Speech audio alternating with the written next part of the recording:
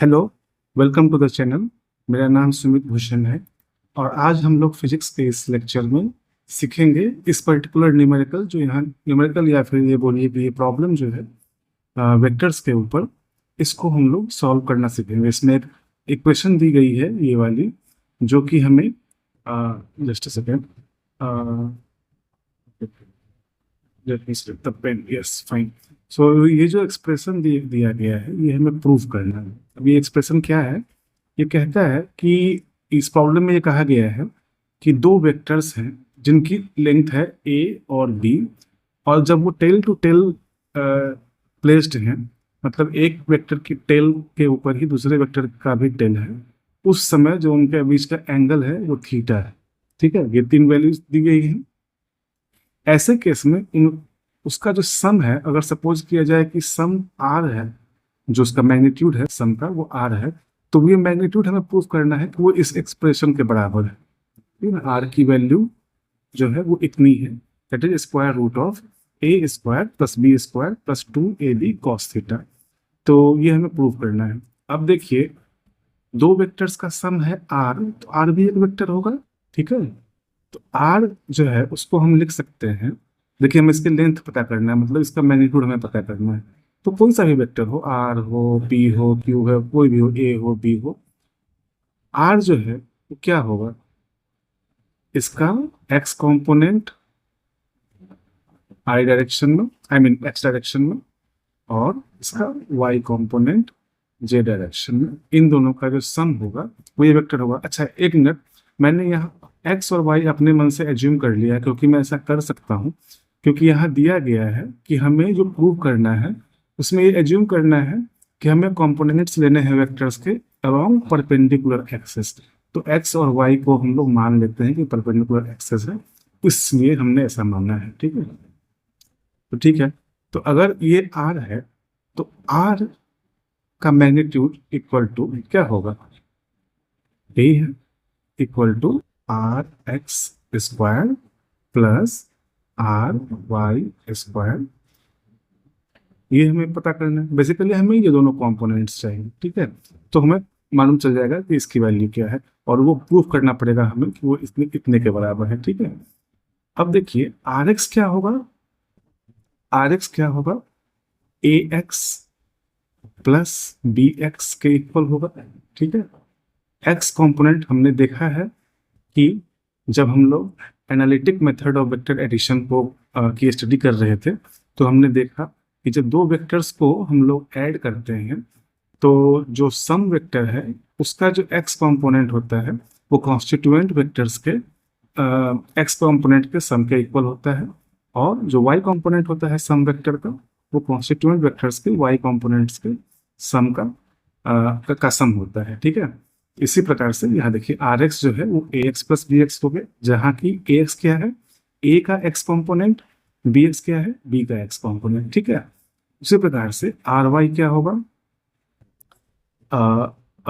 ए Y plus B Y, जहाँ की ए Y जो है, ए वाई जो है वो ए का वाई कंपोनेंट होगा, वेक्टर ए का, और बी वाई जो है बी का वेक्टर बी का वाई कंपोनेंट होगा। ठीक, ये बात समझ में आ गई। अब हम प्रोसीड करते हैं सॉल्व करने के लिए, चीज़ों को फाइंड आउट करने के लिए। तो देखिए, यहाँ क्या है कि हमने पढ़ा है कि इस तरह के प्रॉब्लम्स में हम एज्यूम कर सकते हैं, कुछ एजम्पशंस ले सकते हैं without losing the generality. Okay, कि जनरल में जो भी हो सकता है उसको ध्यान में रखते हुए हम लोग स्पेसिफिक केसेस भी ले सकते हैं। कि जैसे देखिए, यहाँ हम ये मान सकते हैं कि एक वेक्टर जो है हमारा वो एक्स एक्सेस पे हो। ठीक है, तो कोई सा भी वेक्टर, या तो ए वेक्टर या बी वेक्टर, हम लोग मान लेंगे कि एक्स एक्सिस पे। तो चलिए हम लोग एक एक्स वाई एक्सिस जो है वो यहाँ पे ड्रॉ कर लेते हैं पहले। देखिए, ये मैंने ड्रॉ कर लिया एक्स एक्सिस। ठीक है, और ये ड्रॉ कर लिया यहाँ पे मैंने वाई एक्सिस। ठीक, अब हमने ये मान लिया है यहाँ पे कि ए वेक्टर जो है वो यहीं पे है। ठीक है, यही हमारा ए वेक्टर है, वो एक्स एक्सिस पे ही, मतलब इस वेक्टर का वाई कंपोनेंट जीरो हो गया। ठीक है, तो ये पूरे का पूरा जो है वो इधर लाई करता है। ठीक है, और जो वाई वेक्टर है वो क्या दिया गया था प्रॉब्लम में कि टेल टू टेल, तो ए का टेल यहाँ पे है, तो हम बी के, ये ओरिजिन है मान लीजिए, है ना, तो बी का जो टेल है वो भी हम लोग यहीं पे मान लेते हैं। ठीक, मान लीजिए कि ये बी वेक्टर है। अब जो ये एंगल है वो थीटा है। यही तो दिया गया है प्रॉब्लम में कि दो वेक्टर्स ए और बी है। अब देखिए इसकी लेंथ जो है, ये लेंथ है, मैंने मान लिया ये लेंथ जो है वो ए है, ठीक है, और बी की जो ये लेंथ है ये बी है, ठीक है, ये वाली लेंथ जो है वो बी के बराबर है। ठीक, जो भी है वटेवर। तो अभी देखिए कि क्या क्या हो सकता है। अब हम ए को डिकम्पो ए का हम लोग वो कंपोनेंट्स निकालते हैं, ठीक है, रिजॉल्व करते हैं ए को। तो वेक्टर ए क्या होगा, ए एक्स आई प्लस ए वाई जे, ठीक है, जहां पे ए एक्स क्या है, ए कॉम्पोनेंट, ए कॉम्पोनेंट है ए का, और ए वाई वाई कॉम्पोनेंट है ए का। अब वाई कॉम्पोनेंट तो जीरो ही है क्योंकि ये वेक्टर ही हमारा एक्स कॉम्पोनेंट पर लाई कर रहा है। सिर्फ एक्स कॉम्पोनेंट सर्वाइव करेगा और वो एक्स कॉम्पोनेंट पूरे के पूरे ए के बराबर हो जाएगा। तो इसको हम लोग लिख सकते हैं ए आई, जो ए मैग्नीट्यूड है, ये ए जो है ये मैग्नीट्यूड ही है हमारा वेक्टर ए का। ठीक है, तो हमने ए को फाइंड आउट कर लिया। अब इसी प्रकार से हम लोग बी लिख सकते हैं। बी क्या होगा, इसके वेक्टर कंपोनेंट्स का सम, ठीक है, तो बी एक्स आई प्लस बी वाई जे। ठीक, अब हम यहाँ देखिए, जब हम लोग पढ़ रहे थे कि कैसे रिजॉल्व किया जाता है किसी वेक्टर को म्यूचुअली परपेंडिकुलर एक्सेस के अलावा, तो हमने देखा था कि जैसे ये वेक्टर है बी, इसका एक्स कंपोनेंट कितना होगा, बी कॉस थीटा, क्योंकि ये थीटा एंगल बना रहा है एक्स एक्सिस के साथ। ठीक है, तो यहाँ हमने लिख दिया, देखिए इज इक्वल टू बी, जो इसका मैग्नीट्यूड है ना, बी कॉस थीटा आई प्लस जो वाई कंपोनेंट कितना होगा, बी साइन थीटा जे। अब हमने फाइंड आउट कर लिया है पूरा का पूरा, ठीक है, बी भी हमें मिल गया है, therefore B is equal to ये। अब क्या था, आर इक्वल टू था ए, अब इनको हम ऐड करेंगे तो R equal to A plus B.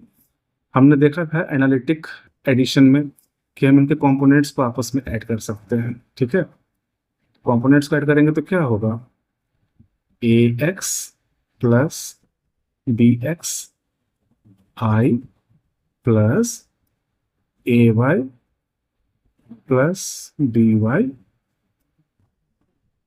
जी, यही होगा। ठीक, अभी क्या हो जाएगा, ए एक्स हमने देखा है कितना है, ए के बराबर ही है, और बी एक्स कितना है, बी कॉस थीटा। ठीक, आई, ए वाई क्या था, ए वाई तो जीरो था, और बी वाई कितना है, बी साइन थीटा, और ये जे, ये हमारा आर हमें मिल गया। अब इस चीज को हम लोग लिख सकते हैं आर एक्स आई, और इस पार्ट को लिख सकते हैं आर वाई। ये हमारा सम वेक्टर भी आ गया, इसके एक्स कंपोनेंट और वाई कंपोनेंट आ गया।